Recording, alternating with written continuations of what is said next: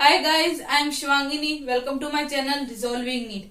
तो आज हम बात करेंगे रेडियो एक्टिविटी के बारे में। अब रेडियो एक्टिविटी किसी भी न्यूक्लियस के लिए हम डिफाइन करते हैं। कोई भी न्यूक्लियस प्रोटॉन या न्यूट्रॉन से मिलकर बना हुआ होता है। तो न्यूक्लियस क्या करता है, अपने आप में स्टेबल होना चाहता है। हमें पता है कोई भी एटम क्या करना चाहेगा, स्टेबल होना चाहेगा। तो न्यूक्लियस पहले ट्राई करता है कि वो स्टेबल हो, उसके लिए वो अपनी एनर्जी भी कम करता है। तो स्टेबल होने की कोशिश में अब सबसे स्टेबल न्यूक्लियस किसका होता है? आयरन का। तो आयरन सबसे स्टेबल है, तो जाहिर सी बात है सब कम स्टेबल होंगे उससे। तो वो स्टेबल होने के लिए क्या करते हैं, वो अपना डिके करवाते हैं, यानी अपने अंदर से कुछ चीजें एमिट करते हैं, ताकि एमिट करने के चक्कर में उसका मास कम हो, उससे एनर्जी कम होगी। मास कम होगा तो एनर्जी कम होगी। आइंस्टीन की थ्योरम है E = mc²। तो मास कम होगा तो एनर्जी कम होगी। तो एनर्जी कम करके वो स्टेबिलिटी हासिल करना चाहते हैं, तो इसीलिए वो डीके करते हैं। तो डीके भी आगे 3 तरह के होते हैं, अल्फा डीके, बीटा डीके और गामा डीके। तो सबसे पहले हम बात करते हैं अल्फा डीके की। इसमें कोई भी न्यूक्लियस क्या करेगा, एक अल्फा पार्टिकल को एमिट कर देगा। अब अल्फा पार्टिकल क्या होता है?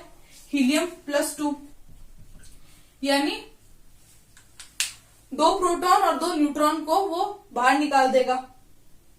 अब 2 न्यूट्रॉन कहां से है? He2, प्रोटॉन नंबर 2 है इसका। तो प्रोटॉन तो इसमें कितने हो गए? 2। और न्यूट्रॉन क्या होता है, हमें पता है न्यूट्रॉन होता है atomic number minus number of proton. तो उसे हम निकाल लेंगे 4 - 2, यानी न्यूट्रॉन भी 2। तो हीलियम का ये जो पार्टिकल है He+2, इसको हम बोलते हैं अल्फा पार्टिकल। तो मान लो ये कोई एलिमेंट है X, ये क्या करेगा, स्टेबल होने के लिए इसने एक अल्फा पार्टिकल का डिके किया, एक अल्फा पार्टिकल एमिट करा। तो ये तो खुद बन गया Y। अब इसमें से हीलियम निकला, तो इसका जो एटॉमिक नंबर है उसमें से 2 निकल गए, तो 2 की कमी आ जाएगी। अल्फा पार्टिकल का एटॉमिक नंबर क्या होता है? 2 होता है। तो एटॉमिक नंबर में 2 की कमी, यानी Z में 2 कम हो जाएंगे अल्फा डीके के बाद में। और जो उसका एटॉमिक मास है उसमें 4 की कमी आ जाएगी, क्योंकि 4 तो निकल गए हीलियम के साथ।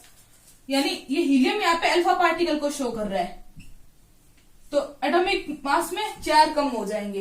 तो अल्फा डीके का मतलब ये। अब इसमें क्वेश्चन कैसे आता है कि कोई भी एलिमेंट हमें दे दिया, ये पूछेंगे कि इसमें से एक अल्फा पार्टिकल निकला है या 2 अल्फा पार्टिकल निकला है, तो बताओ आगे कौन सा एलिमेंट बनेगा। तो हमें ये देखना है कि जहां भी अल्फा पार्टिकल निकला है, तो हमें जो गिवन कंपाउंड है उसमें एटॉमिक नंबर में से पर अल्फा पार्टिकल 2 को कम करना है और एटॉमिक मास में से 4 को कम करना है। नेक्स्ट आता है बीटा डीके। अब बीटा डीके क्या होता है, इसमें जो एटॉमिक मास है वो तो सेम रहेगा। इसका मतलब न्यूट्रॉन और प्रोटॉन के नंबर में कोई चेंज नहीं है, सॉरी न्यूट्रॉन के नंबर में कोई चेंज नहीं आएगा। ओवरऑल जो न्यूक्लियॉन्स होते हैं, प्रोटॉन तो चेंज होंगे, लेकिन न्यूक्लियॉन्स में न्यूट्रॉन प्लस प्रोटॉन के मास में कोई कमी नहीं आएगी। तो ए सेम रहेगा। और जेड यहाँ पे लिख रखा है +-1, यानी जेड एटॉमिक नंबर एक बढ़ भी सकता है और एक कम भी हो सकता है। तो बीटा में भी 2 केसेस है, पहला बीटा माइनस डीके और दूसरा बीटा प्लस डीके।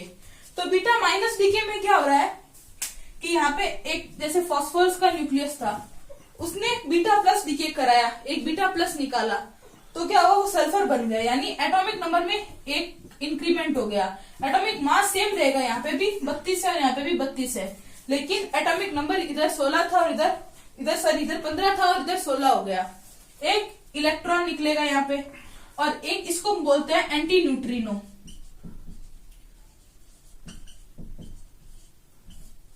ये यहाँ पे निकलेगा न्यूट्रिनो और इसमें निकलता है एंटी न्यूट्रिनो। अब ये जो पूरी प्रोसेस है ये कैसे हुई, इसको डिफाइन करती है ये वाला जो सेक्शन है, ये रिएक्शन। इसमें क्या होता है कि ये शो कर रहा है कि एक न्यूट्रॉन था इसका फास्फोरस का, वो टूटा और उसे एक प्रोटॉन, एक इलेक्ट्रॉन और एक एंटी न्यूट्रिनो निकले। तो एक न्यूट्रॉन टूटा और एक प्रोटॉन बना, तो ओवरऑल तो कंपोजिशन सेम रहेगा, क्योंकि एटॉमिक मास क्या होता है, न्यूट्रॉन प्लस प्रोटॉन। तो न्यूट्रॉन मान लो पहले 15 थे और प्रोटॉन भी 15 थे। अब न्यूट्रॉन तो कितने हो गए, 14 हो गए, लेकिन प्रोटॉन 16 हो गए। ओवरऑल तो 30 ही रहे। तो ओवरऑल जो इसका दोनों में जो प्लस करेंगे हम, इसका एडिशन यानी एटॉमिक मास वो सेम रहेगा, लेकिन प्रोटॉन के इंडिविजुअल नंबर में 1 का इंक्रीमेंट हो जाएगा, तो 16s बन जाएगा।